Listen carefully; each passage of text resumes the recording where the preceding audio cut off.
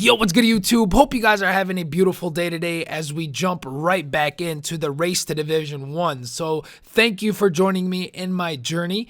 But in this video, I'm not going to really commentate over the footage as much because I want to talk about FIFA 16 a little bit, since there's a lot of positive and negative feedback on the game. A lot of people are complaining. They're saying, hey man, I'm having trouble passing. What can I do? I'm having trouble defending. What can I do to become a better defender? So I want to talk about those things in this video as you guys are watching the footage in the background. You guys see my opponents have better teams now. I'm not coming against just non-rare gold teams. This guy is a nice, well put together 4-1-2-1-2 side, BPL as well. But the reason why I wanted to talk about why maybe people are struggling is you guys saw this guy's team, and one thing you would notice is that he went for players with a lot of pace in certain positions. For example, his center backs. Yes, they might be good center backs, but one thing he looked at is just the pace, and that's it. He's like, oh, well, this is a pacey center back. He'll do just fine. Guys, get out of that mentality this year. If you guys watched my video a few weeks ago or so, I said, I released a video that said what I hope matters in FIFA 16, what I hope is going to make a difference. And a lot of those things that I mentioned in that video came true this year. They've made pace less of a factor. They've made good players feel like good players on the game. And I'll give you a perfect example. On my team, my Serie A team that I haven't changed yet, which I will for the next episode, by the way, I've got Ogbonna as one of my center backs, and I've got Chiellini as one of my center backs. I can tell a huge difference just right there, as you guys saw how Chiellini jumped that pass and intercepted it. It's something Ogbonna doesn't do as often and as effectively and as well as Chiellini. So there's a huge difference when you play with a high-rated, very good center back and just a low-rated, pacey center back. And that's why you may be having trouble with defending.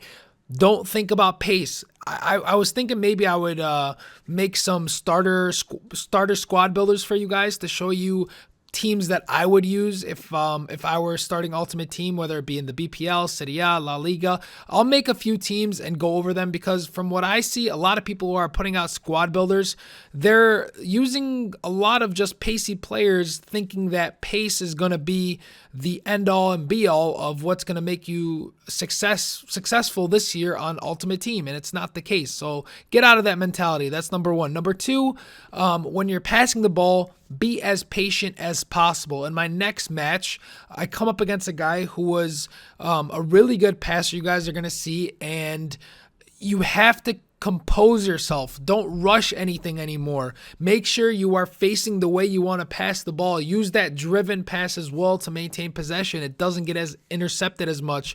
You see his team, a very, very nice squad, 4-3-3 formation. He actually made me want to try out that 4-3-3 formation, but I'm really, really loving formations with either two center mids or two central defensive mids. I don't know if you guys probably watched Japes' video. He had mentioned that formations with two defensive mids are really, really good. And I 100% agree. And the reason why I've noticed this is because when I play the foot draft and I use formations without defensive mids, or something like a 4-3-3 or 4-3-2-1, my midfield is just missing. I get counterattacked over and over and over. And it's not that I can't deal with it. It's such a pain when there's no one there to help me stop a counterattack. So that's why, if you're also struggling with passing and maintaining possession, try out the 4-2-3-1, try out the 3-5-2, try out the 4-4-2 holding. A lot of formations out. 4-2-2 is another one. A lot of them you can go ahead and try out and be successful with. Just give it time to get used to it.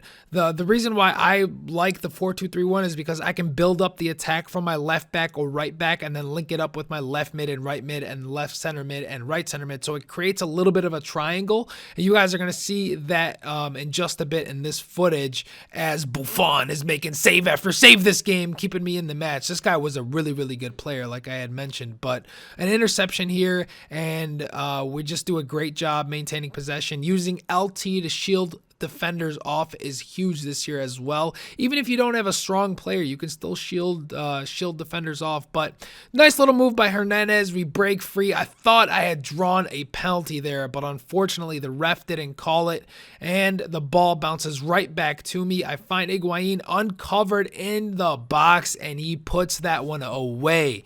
So another case where Higuain was not a great striker last year on FIFA 15. I hated using him, but this year he's so good for many of the reasons that I listed before seeing that goal. And you guys saw right there an example of linking up play between your left back, left mid, and center mid as we miss the goal to seal the game, to put us a little bit closer to Division 8, since we have 9 points at this point, I believe. And we break free again in the 90th minute with De Rossi passing Higuain. For whatever reason, he could not control that pass, which was unfortunate. But you guys see the match stats. Very close match. Not a lot of stuff going on in the match for you guys to see. That's why it was a very boring match, to say the least. But we do get the victory. We are at 12 points. That guarantees us promotion into Division 8, which you guys will probably see in the next episode. But I do want to make a new team because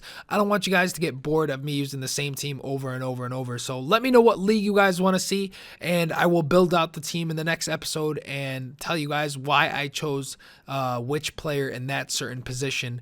And from that, guys, hope you enjoyed this video. I know this wasn't as entertaining as my other ones because I didn't really commentate over it, but I am losing my voice a little bit, so I do apologize. That's why I decided to just talk about FIFA 16 in general and try to help you guys out as much as possible. And with that said, if you aren't subbed to the channel, make sure you hit that sub button. I mean, what else you gonna do? Catch you guys tomorrow.